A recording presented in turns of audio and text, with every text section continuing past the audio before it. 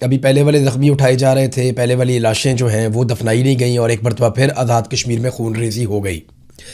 एक के बाद एक वाक़यात हो रहे हैं। मैंने कहा, मैं समझा था कि क्योंकि आप लोग बड़े मुस्लिम मुस्लिम कहते हो कि कश्मीरी भी मुसलमान हैं, हम जैसे हैं, सो आई थॉट कि पाकिस्तान में जो कश्मीर है that would have been much more integrated into Pakistan than Indian Kashmir is integrated into India. ये मैं समझता था, लेकिन जब मैं थोड़ा करीब से देखा थोड़ा बात उल्टी है। तो असल मसला उस माइंडसेट का है, उस नफरत का है जो पूरी दुनिया के साथ इन्होंने शुरू दिन से पाल रखी है। और वो नफरत शुरू हुई थी टू नेशन थ्योरी से कि हम हिंदू के साथ नहीं रह सकते। 200 के करीब लोग बताए जाते हैं जिन्हें बुलेट इंजरी आई है।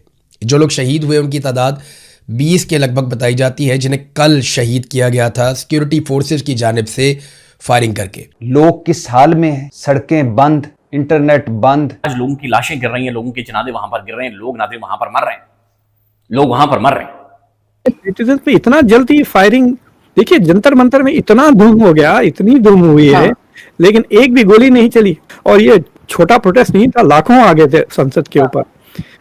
सो और यहाँ पे आपके पास धड़ाधड़ 20 को मार दिया। यानी इट सेज के इंसान की जिंदगी की अहमियत नहीं है।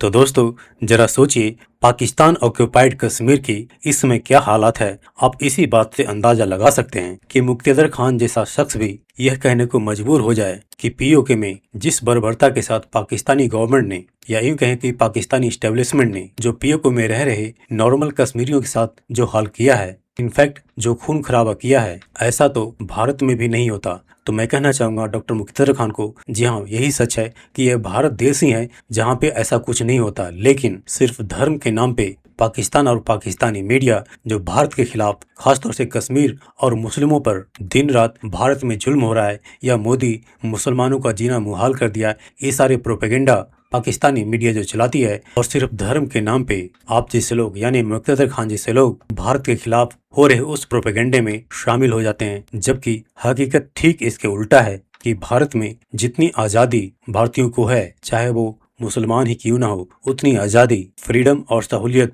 उनको किसी और देश में भी नहीं है। तो दोस्तों आइए देखते हैं आज की इस लेटेस्ट वीडियो को। साथ ही आपसे रिक्वेस्ट है कि प्लीज चैनल को सब्सक्राइब करके हमें सहयोग दें। Thank you.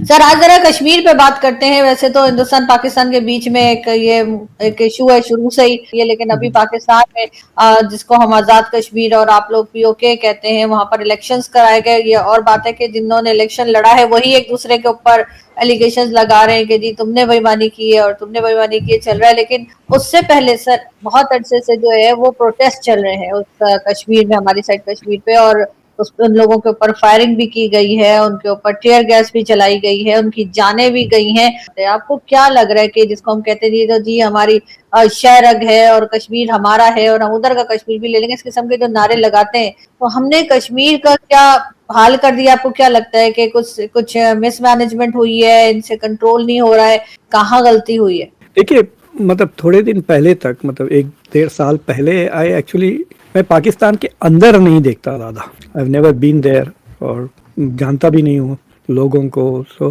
तो जब मैंने पाकिस्तान का जो अंदरूनी हाल है देखा विद रिगार्ड्स टू कश्मीर, तो मुझे बड़ी ताज्जुब हुई। तो मैंने कहा, मैं समझा था कि क्योंकि आप लोग बड़े मुस्लिम मुस्लिम कहते हो कि कश्मीरी भी मुसलमान हैं, हम जैसे हैं, सो आई थॉट कि पाकिस्तान में जो कश्मीर है that would have been much more integrated into Pakistan than Indian Kashmir is integrated into India. ये मैं समझता था, लेकिन जब मैं थोड़ा करीब से देखा थोड़ा, तो then it became very clear to me कि बात उल्टी है, कि इंडिया की Kashmir is more integrated into the Indian system.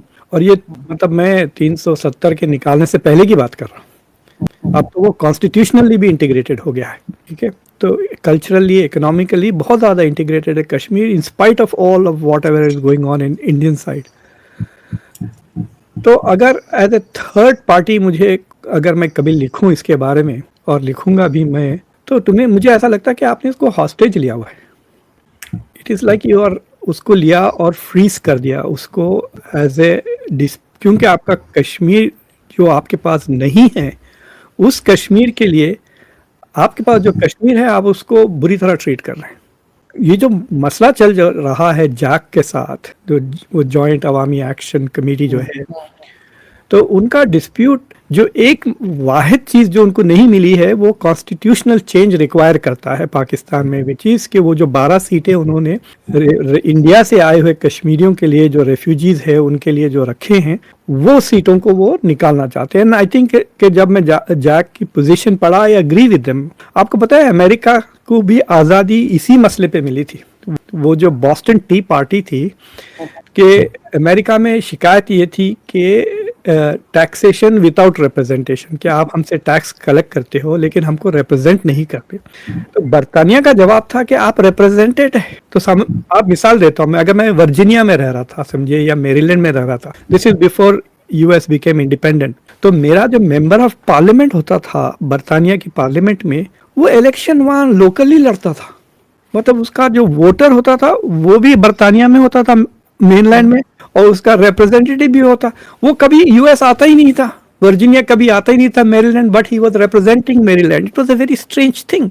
उसको क्या मालूम यहाँ पे क्या मसले है, राइट? तो आपके ये जो 12 लोग हैं वो वैसे ही हैं, ना तो वो कश्मीर से आते हैं ना कश्मीर में रहते हैं। वो लाहौर में होते हैं, कराची में होते हैं, दूसरे जगहों पे होते हैं, और उनका वोटर बेस ही बाहर है, which is the strange thing, right? तो जैक का कहना है कि ये जो 12 सीटें हैं, ये 12 के 12 सीटों का इस्तेमाल करता है Islamabad to control who comes to power inside AJK, manipulate कर लेते हैं। क्योंकि वो रहते नहीं कश्मीर में, उनको जानते नहीं कश्मीर के मसाइल क्या है, वो जहां भी रहते हैं they become like a leverage for Islamabad to manipulate local politics.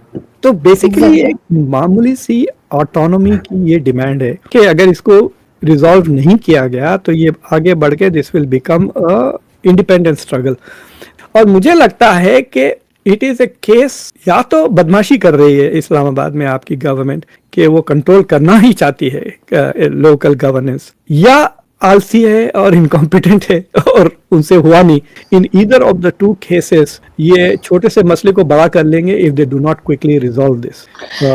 जी, और दूसरी कि अपने सिटीजन पे इतना जल्दी फायरिंग, देखिए जंतर मंतर में इतना धूम हो गया, इतनी धूम हुई है, लेकिन एक भी गोली नहीं चली। गोलियां चले, पैलेट चले वगैरह, बट कोई मरा नहीं। और ये छोटा प्रोटेस्ट नहीं था, लाखों आ गए थे संसद के ऊपर।